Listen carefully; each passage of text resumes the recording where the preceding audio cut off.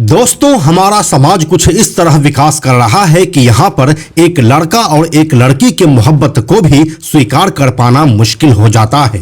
ऐसे में क्या हम इस बात का अनुमान भी लगा सकते हैं कि जब दो लड़का या दो लड़की को आपस में मोहब्बत हो जाए तो इसका अंजाम क्या होगा? जी हाँ, ऐसा ही कुछ वाकया हुआ था साल 2008 में उत्तर प्रदेश के मेरठ शहर के अंदर।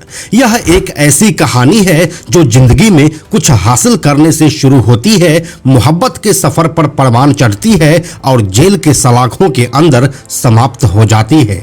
लेकिन यह सब इतना सीधा सीधा भी नहीं है, क्योंकि इसमें शामिल है एक माँ और एक बाप का खून।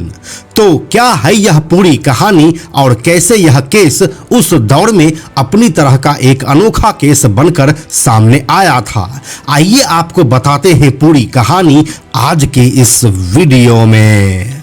हेलो एंड नमस्कार, मेरा नाम है प्रशांत और आप देख रहे हैं बेजोड़जोड़ा.com का यूट्यूब चैनल। दोस्तों, यह कहानी शुरू होती है उत्तर प्रदेश के मेरठ के प्रेम प्रयाग कॉलोनी से। यहाँ पर प्रेम वीर सिंह नाम का एक शख्स अपने परिवार के साथ रहा करता था। उसी परिवार में उनकी पत्नी संतोष सिंह, बेटा गौरव और बेटी प्रियंका सिंह भी रहती थी। बेटी प्रियंका सिंह पढ़ने लिखने में काफी होशियार थी और फैशन और मॉडलिंग की दुनिया में अपना नाम कमाना चाहती थी।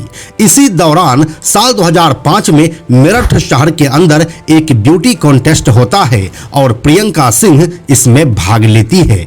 इस ब्यूटी कॉन्टेस्ट में रैंप वॉक, ट्रेडिशनल ड्रेसिंग जैसे कई तरह के राउंड्स के बाद फाइनली जिस एक लड़की को मिस मेरठ के खिताब से नवाजा जाता है उसका नाम होता है प्रियंका सिंह।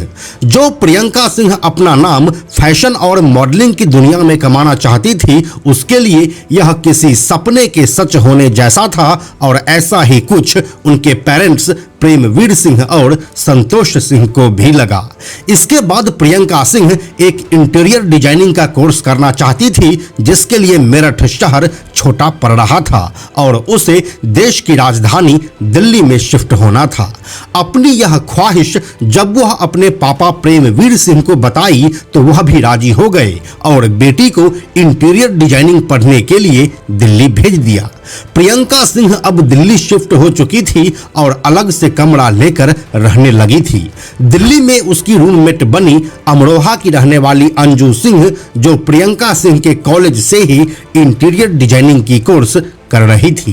अब प्रियंका और अंजू साथ में रहने लगी और अपनी पढ़ाई करने लगी। यह उन दोनों के उम्र का वह पड़ाव था जब दिमाग के साथ साथ दिल भी हिचकोले खाने लगता है और उसे अपने साथी की आवश्यकता महसूस होती है। लेकिन साथ में रहते हुए उन दोनों को यह एहसास हो गया कि उनका अट्रैक्शन अपोजिट सेक्स के साथ तो है ही नहीं। साथ कमरे में रहते हुए प्रियंका और अंजू दोनों को यह एहसास हो गया कि वो दोनों एक दूसरे के लिए ही बने हैं और उन दोनों की जिंदगी में लड़कों की कोई जगह नहीं है। यहीं से एक समलैंगिक प्रेम कहानी की शुरुआत होती है, जो समाज के लिए एक पाप से कम कुछ भी नहीं था।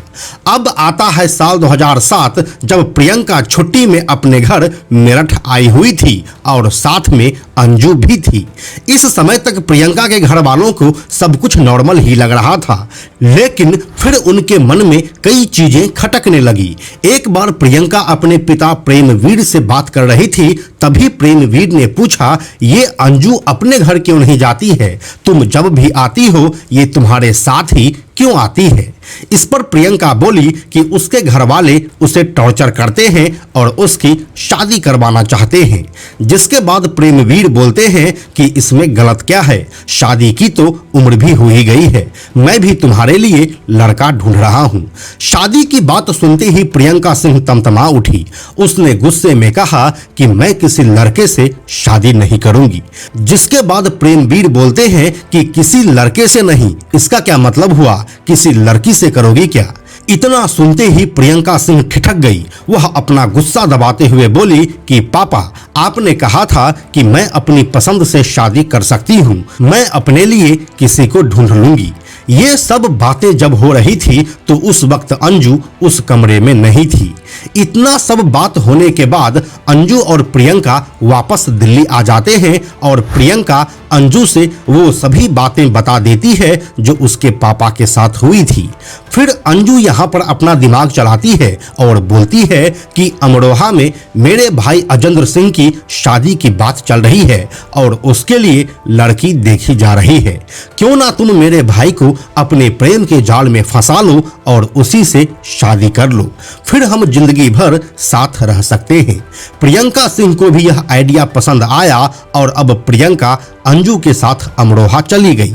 अमरोहा में प्रियंका सिंह ने अजेंद्र के साथ नजदीकी बढ़ाई और जब अजेंद्र पूरी तरह से प्रियंका के वश में आ गया तब वह अंजू के साथ वापस दिल्ली आ गई और अजेंद्र से फोन पर बात करती रही।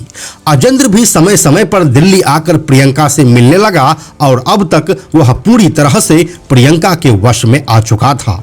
फिर एक दिन प्रियंका अजेंद्र को फोन करके बोली कि वह अब ऐसे बात नहीं कर सकती है क्योंकि मेरे घर वाले मेरी शादी के लिए लड़का देख रहे हैं।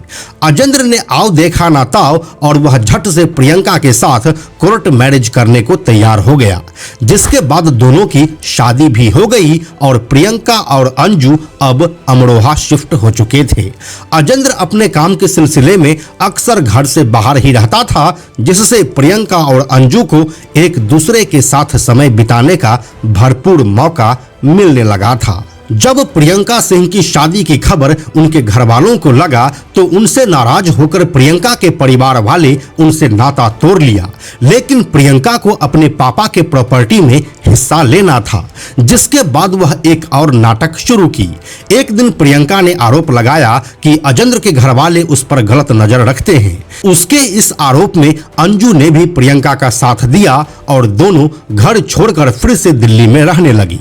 काफी दिन बीत गए लेकिन अब गुजारा करना मुश्किल हो रहा था, जिसके बाद एक दिन प्रियंका ने अपने घर पर फोन किया और प्रॉपर्टी में अपने हिस्से की डिमांड रखी। लेकिन जब प्रियंका के घर वाले नहीं माने तो अब प्रियंका अंजू के साथ दिल्ली से मेरठ आ गई और यहाँ के टीपी नगर इलाके में रूम रेंट पर लेकर रहने लगी। अब आती है तारीख 10 नवंबर 2008 की। इस दिन रात के समय प्रियंका अंजू को लेकर अपने घर गई। घर का दरवाजा जब प्रियंका की मां खोली तो अपनी बेटी और अंजू को सामने देखकर वह चौंक गई। फिर भी वह दोनों को अंदर बुलाई। प्रियंका और अंजू को साथ देखकर उनके पिता प्रेमवीर सिंह भी भड़क गए। संतोष ने उन्हें किसी तरह समझाकर शांत किया। घर पर पति पत्नी ही थे, बेटा गौरव ऑस्ट्रेलिया में रहने लगा था। इसके बाद प्रियंका की मां संतोष सिंह दोनों लड़कियों को बेडरूम में ले जाकर बातचीत करने लगी। ये शिकायत कब हाथापाई में बदल गया, उस कमरे में मौजूद तीनों लोगों को यह जब तक समझ में आता तब तक प्रियंका और अंजू मिलकर प्रियंका की मां संतोष का गला दबाकर मार चुकी थी। मरने के बाद प्रियंका की मां संतोष का शरीर ढीला पड़ गया था और उसके नाक से खून निकलने लगा था। खून बंद करने के लिए प्रियंका ने पहले क्रीम लगाई और फिर अपनी मां के नाक में रुई लगा दी। इस दौरान प्रेमवीर सिंह ने दरवाजा खुलवाना चाहा, लेकिन काफी देर तक दोनों ने गेट नहीं खोला। काफी बहस के बाद जब दरवाजा खुला तो पत्नी की हालत देखकर प्रेमवीर सिंह सन्न रह गए।